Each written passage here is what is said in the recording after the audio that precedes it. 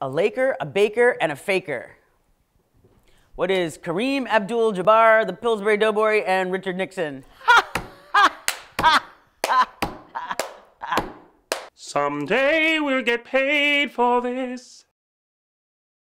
Hi, I'm Elise Brown, and welcome to In the Pink.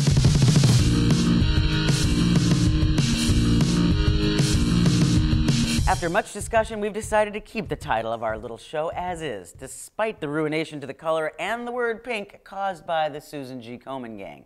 Many of the grants we were doing with Planned Parenthood do not meet new standards of criteria for how we can measure our results and effectiveness in communities. But she could not explain why Planned Parenthood alone, out of 2,000 grantees, appeared to be affected by the new rules. For the second time in like a month, we get to make the surges from the rear joke, seeing as the voters in Colorado, Missouri, and that other place we never go to just came through for Pennsylvania's favorite moral scold.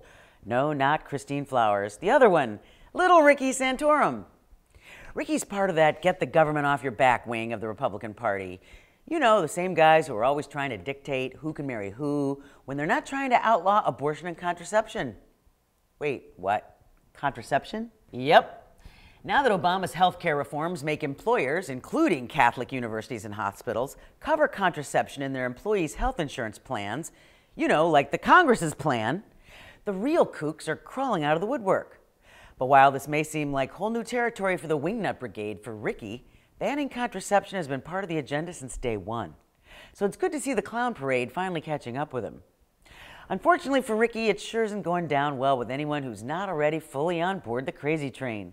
More than 58% of Catholics support the president's decision, and 98% of Catholic women have used birth control. Nobody's banging down a church door to force them to cover contraception. Religious institutions are already exempt. But there's nothing in the Constitution that says if you are an employer, even if you're a church-affiliated employer, you're not subject to the same rules as everyone else. So suck on that, Ricky. Or not. As a lady living here in the splendor of Philadelphia, you have to keep one eye peeled for flash mobs and keep the other on the Harrisburg Hillbillies. Pennsylvania's my home. The Harrisburg Hillbillies, of course, are always very interested in my vagina. Now, there's nothing wrong with your vagina, I assure you. They're interested in your vagina, too. And now, with 2012 having been formally declared the Year of the Bible, they are more interested in our collective vaginas than ever before. You heard that right. Not unlike the National Year of the Bible declared in 1983 by Ronald Reagan, Pennsylvania's Year of the Bible resolution was made in recognition of our need to study and apply the teachings of the Holy Scriptures in our Commonwealth. But we digress. When constituents wrote their legislators complaining about spending time in Harrisburg passing meaningless, offensive, and potentially unconstitutional resolutions, the response was that voting for the resolution only took a few minutes. Well, it only took me a few minutes to get pregnant, too, and that isn't stopping them from complaining. It's like my vagina is my problem, and Tom Corbett, or as we like to call him, Tom Corporate, is a government interventionist who, like Ken Seeley, sits me down, corners me, saying, "Hey, listen, me and all the other old white dudes around here have been talking about you. We're concerned. Your vagina affects us in the following ways." What? It does? How? "We're gonna love you through this. We're worried about you and your vagina. Not that you have one, but how you use it, how much you use it. It's okay to have a vagina sometimes, like for giving birth to people we won't educate. That's one thing. But you're using it all the time. You're using it for fun. I don't have a problem. And besides, I'm only using it on the weekends. And I can stop whenever I want to."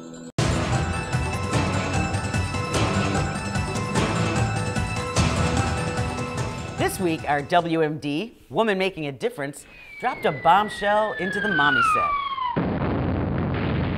Pamela Druckerman's new book, Bringing Up Bébé, is raising a ruckus about raising children. An expat American living in Paris, Druckerman observes that most French children don't throw their food, sleep through the night as newborns, and have good manners. Sacre bleu! In her book, Druckerman gives the French high marks for emphasizing patience in their children, delaying gratification, and for not constantly centering their lives around their children. See, the French turn their noses up at our quaint American notion of helicopter parenting. From an early age, French kids don't always get what they want. And instead of begging their kids to behave, French parents actually know how to be stern when their little darlings screw up.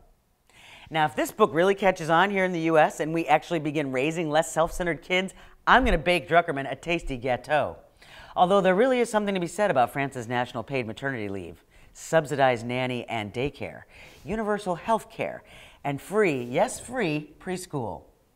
Maybe something like that here would make for less frazzled American parents and more well-behaved, less entitled kids. N'est-ce pas? Lastly, we want to wish you a happy Valentine's Day, even though legend has it that St. Valentine was executed for trying to impose his religious beliefs on others. Happy thoughts, hearts, and cupids!